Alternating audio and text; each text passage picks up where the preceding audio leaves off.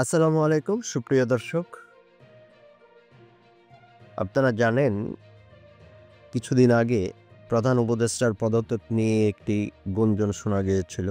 উনি পদত্যাগ করে ফেলবেন এবং এটি এনসিপির আহ্বায়ক নাহিদুল ইসলাম নাহিদ প্রথমেই ওনার সাথে দেখা করে এই পদত্যাগের ব্যাপারটি ঘোষণা করেছিলেন। তো আবারও সেই পদ পদত্যাগের কথা।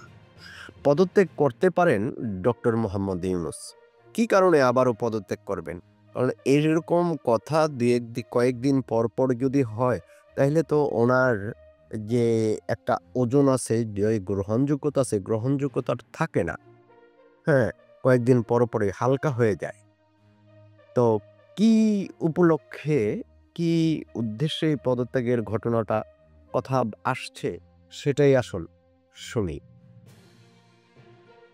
বাংলাদেশ জামাতে ইসলামী ও জাতীয় নাগরিক পার্টি এনসিপি নির্বাচনে অংশ না নিলে অন্তর্বর্তীকালীন সরকারের প্রধান উপদেষ্টা ডক্টর মোহাম্মদ ইউনূস পদত্যাগ করতে পারেন বলে মন্তব্য করেছেন আমার বাংলাদেশ এবি পার্টির সাধারণ সম্পাদক ব্যারিস্টার আসাদুজ্জামান ফুয়াদ।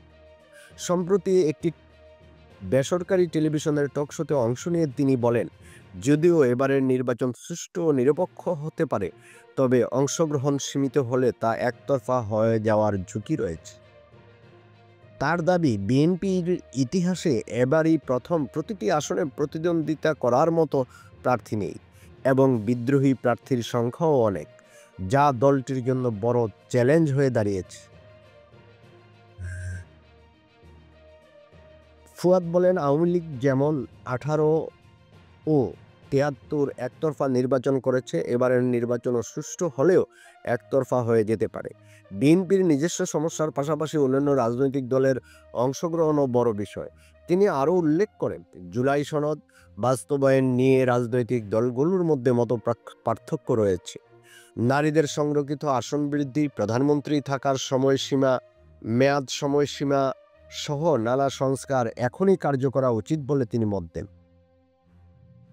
তার মতে, যদি জামায়াত ও চরমোনাই পীরের দল এনসিপি নির্বাচনে অংশ না নেয়, তবে নির্বাচন একতরফা হয়ে যাবে এবং সেই অবস্থায় প্রফেসর ইউনূস পদত্যাগের পথ বেছে নিতে পারেন। এই সংকট সমাধানযোগ্য বলে ফুয়াদ। জামায়াত, চরমোনাই ও এনসিপির দাবিগুলি মেনে নেওয়ার সুযোগ রয়েছে, তবে এই জন্য ত্যাগ স্বীকার করতে হবে এবং বিএনপিকে নেতৃত্ব দিতে হবে, কারণ ক্ষতির মুখে সবচেয়ে বেশি পড়বে তারাই। তার মানে কি, বিএনপি সবচাইতে বেশি ক্ষতির মুখে পড়বে। তা আমার ব্যক্তিগত মতামত হলো, আমার মনে হয় না কোনো ক্রমেই প্রফেসর ইউনূস প্রধান উপদেষ্টা পদত্যাগ করবেন। কারণ এরকম নাটক অনেক কথা আরও একবার শোনা গিয়েছে যেহেতু, তো উনি এরকমটা করবেন না।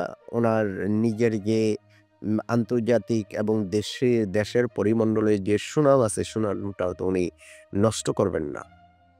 দর্শক, আজ এ পর্যন্তই। ভালো থাকবেন। আল্লাহ হাফেজ।